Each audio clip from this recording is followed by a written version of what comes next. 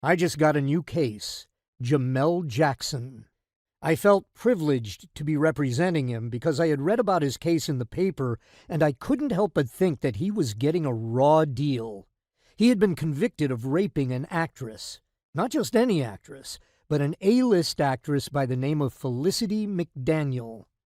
I had been following the case along, and I just had a feeling there was something missing in the entire procedure. So when I went to see him in the jail, unannounced, I talked to him to get a sense as to what happened.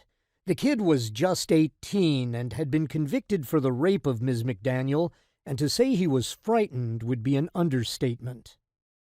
"Why are you here to see me?" he asked me. He was a slight African-American boy, only about 5'6" and probably a $130, with braided hair, café au lait skin, and fine features. He had obviously been crying, as his big brown eyes were bloodshot and red. "They just put me in jail. I'm going to be serving life in prison. I don't have the money to pay nobody for an appeal, if that's what you're thinking." He looked down at his hands, which were shackled, as were his legs. I knew he was due to be transferred to the state penitentiary in Victorville, California, within days. From the looks of him, the prospect of going to a maximum security prison was terrifying for him, as it would be for anybody in his shoes. I had a strong feeling this was an innocent boy looking back at me, and I knew nobody was going to take his case. It was not only the fact that he had no money, but also because this was a case nobody wanted to touch with a 10-foot pole.